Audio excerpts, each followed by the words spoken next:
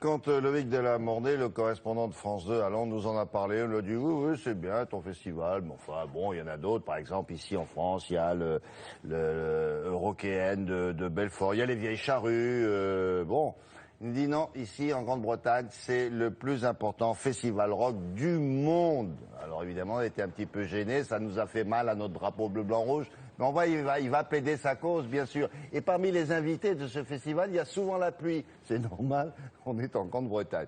Bon, allez, défendez votre cause, Loïc. Est-ce que c'est le plus grand, c'est sûr ?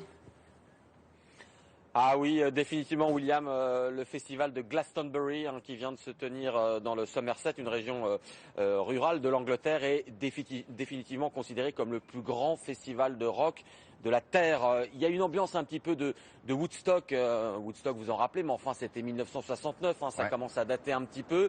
C'était il y a plus de 40 ans. Et en tout cas, cette ambiance de Woodstock, eh bien, elle survit encore et toujours ici en Angleterre, donc à ce festival de Glastonbury. Les plus grands y ont joué ou continuent d'y jouer, les Rolling Stones, The Cure, et plus récemment encore, eh bien tout simplement, par exemple Arcade Fire ou encore Coldplay ou Muse. Les plus grands groupes de rock y jouent encore, et il y a effectivement un invité important, qui est la pluie et la boue. Alors on se doit d'aller à Glastonbury avec des bottes, mais il y a aussi tous ces drapeaux qui sont dressés au-dessus de la foule. Vous allez le voir dans quelques instants avec ces très belles images de ce grand concert, ce grand festival de Glastonbury. Plus de 200 000 spectateurs, c'est énorme. Regardez ce reportage réalisé par Rebecca Suner et Thomas Donzel. Bottes en caoutchouc obligatoires. Cette année encore, les pelouses boueuses de Glastonbury n'ont pas réussi à décourager ces 175 000 festivaliers venus profiter de 5 jours de musique dans une ambiance débridée. Oh, c'est le chaos ambiant et l'effort que les gens y mettent qui font de ce festival quelque chose d'unique. La boue, la météo, c'est génial, c'est so british, j'aime tout ici. C'est ma première fois à Glastonbury et je ne veux plus jamais repartir.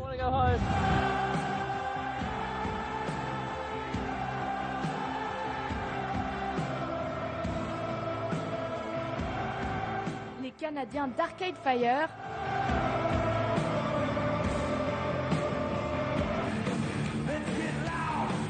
le groupe Metallica,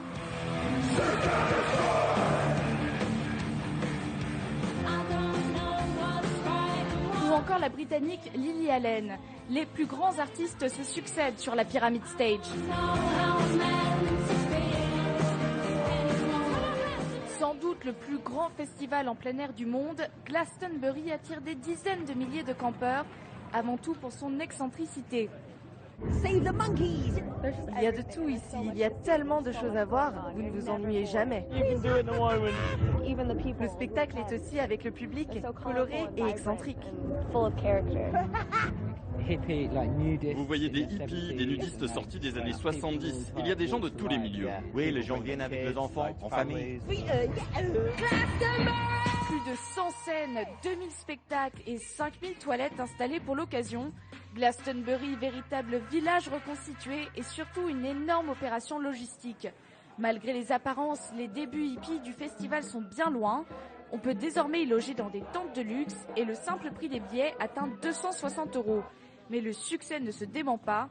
Cette année, toutes les places ont été vendues en moins de 90 minutes.